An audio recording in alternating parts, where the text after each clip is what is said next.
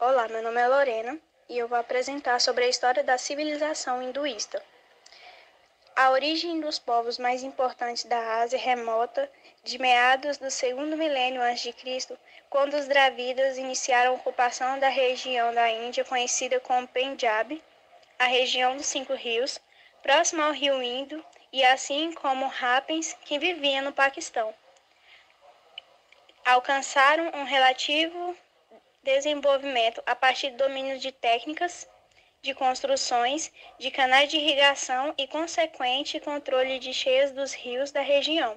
Bom, o termo hindu é antigo, ele é a origem da Pérsia, que significa o povo que vive do outro lado do rio.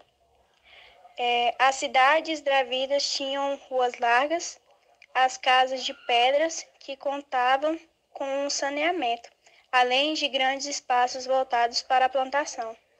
Eles também tinham um forte comércio dos povos vizinhos, mas por volta do século XVIII a.C., os arianos invadiram a região dos Cinco Rios e escravizaram o povo dávida, e a partir desta invasão, muitos historiadores consideraram como o início da civilização do povo hindu. Oi, eu sou o aluno Gabriel e eu vim falar da implantação do sistema de castas na civilização hinduísta. A implantação do sistema de castas começa com os arianos dominando o povo drávida, controlando toda a região, tanto no campo militar quanto no religioso e administrativo. Bem, os drávidas, como não eram um povo guerreiro e também não se imporam a muita resistência da invasão ariana, o que restou para eles foi a submissão aos arianos, trabalho forçado ou fuga para o sul.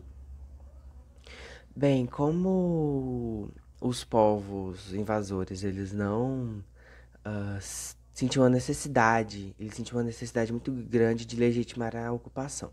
E aí foi criado o sistema de castas, onde a pessoa era nascida, determinada a viver em uma classe social até a morte dela. E o veículo utilizado para difundir o sistema de castas foi a religião. Como eram politeístas, os arianos incorporaram alguns costumes dos povos da região.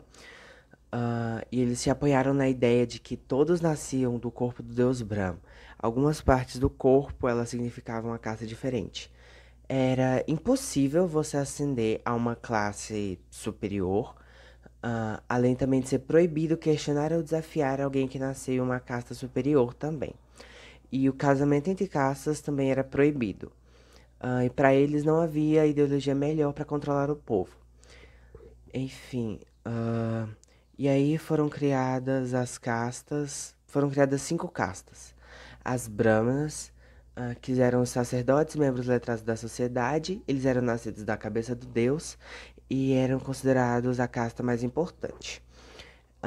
Os Kshatriyas, que eram guerreiros, eles também podiam tomar posições políticas, eram nascidas do braço do deus. Eles dividiam o controle da sociedade com os Brahmanes. Os Kshatriyas cuidavam da parte bélica e administrativa, enquanto os Brahmanes da parte espiritual. Os Vaisyas eram considerados artesãos, camponeses, comerciantes, os profissionais comuns da sociedade. Segundo a lenda, eles teriam nascido das pernas do deus Brahm. Agora temos os Sudras, que eram nascidos dos pés do deus, eram os servos de modo geral, que prestavam serviço a uma classe superior. Também existiam artesãos camponeses, além de operários diversos. E por último, os párias, que eram nascidos do pó debaixo dos pés de Brahmanes, eram marginalizados na sociedade. Hoje em dia são chamados de Dalit, ou Hariens. Bem, sempre foi a casta mais miserável da sociedade hindu, e quando alguém desrespeitava algum membro de uma casta superior, podia ser rebaixado a um pária, e deveria viver como tal, à margem da sociedade até a morte. Os arianos não destruíram a estrutura da sociedade drávida, de forma que a região não sofreu modificações estruturais profundas, por causa justamente da implantação de castas. É o que e ainda temos até hoje, uma sociedade hindu entrelaçada com sua religião. Assim como os árabes, apesar da Constituição indiana promulgada em 1950, que proíbe a discriminação e separação da sociedade de castas. Além disso, é importante citar que os hindus não estão delimitados apenas pelas fronteiras da Índia, como normalmente costumamos ler por aí. Eles também constituem um povo comum que vive espalhado pelos atuais territórios do Paquistão, Nepal, Singapura, Bangladesh, Sri Lanka, entre outros países asiáticos, além dos milhares de imigrantes que vivem em outros continentes. Oi, eu sou o Hudson e eu vou falar um pouquinho mais sobre a religião dos hindus. Eles são politeístas, ou seja, eles não adoram apenas um deus, adoram vários deuses. Três deuses principais deles são Brahma, que é conhecido como a divindade criadora, responsável pela alma universal, Vishnu, que eles conhecem também como a identidade preservadora da criação, e Shiva, que é a identidade destruidora.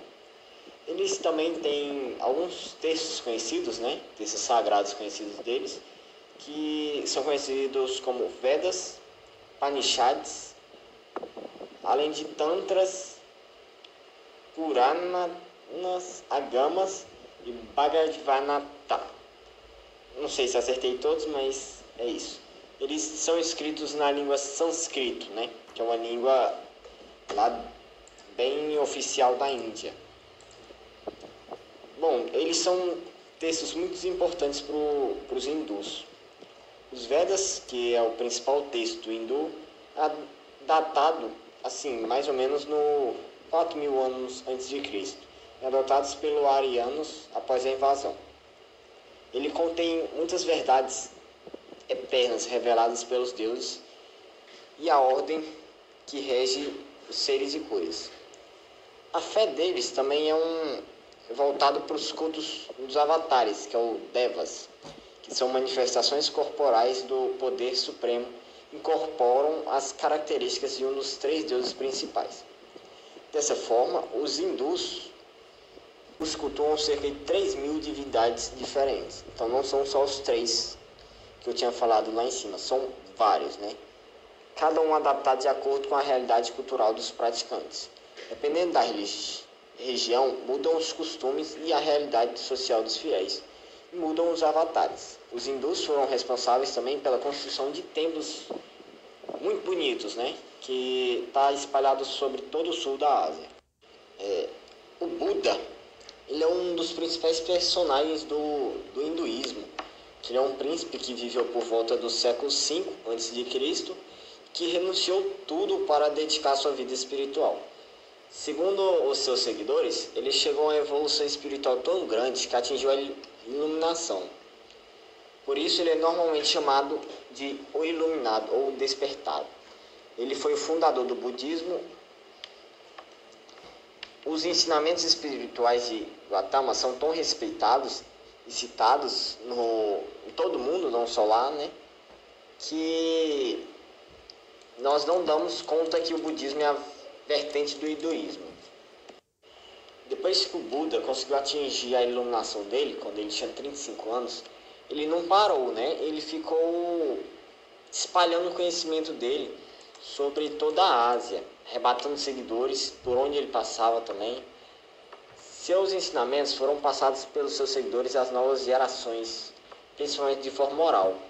Apenas 400 anos depois é que esses ensinamentos foram reunidos, compilados de forma escrita. Até esses 400 anos, eles eram só de forma oral, não tinha uma forma escrita deles se explicar.